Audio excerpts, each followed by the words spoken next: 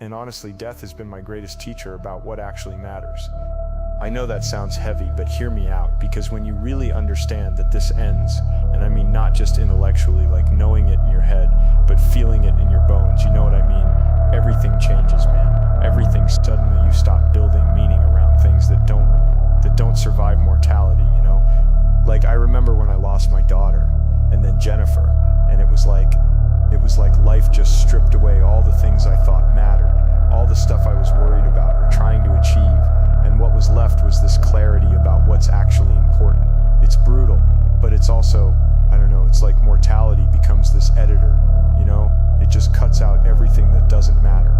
And I started to realize that knowing this ends, knowing that we're all temporary, it doesn't make moments less precious, it makes them infinitely more precious. You know what I mean? Like when you really get that this conversation we're having right now, this might be it, this might be the only time, then suddenly you're present in a way that you weren't before. So I started asking myself this question, and maybe this sounds morbid, but it's been incredibly helpful. Does this matter when I'm dying? Like when I'm on my deathbed looking back, is this thing I'm worried about, is this meaning I'm trying to build, is it going to matter then?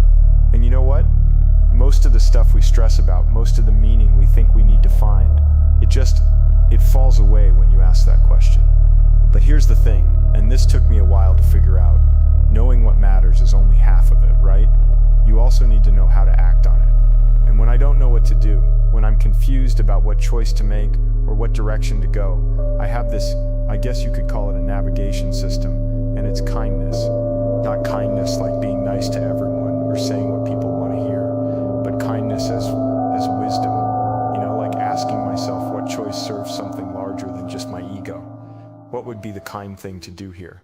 Not just for me, but for everyone involved.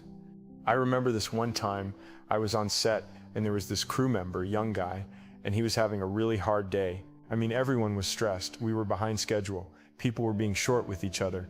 And I could have just focused on my own stuff, you know? But I saw him sitting there looking defeated.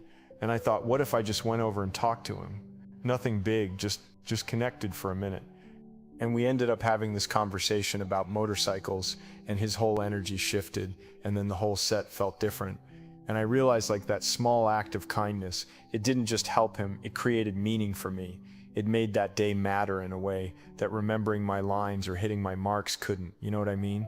So I started using kindness as this compass, especially when I don't know what to do.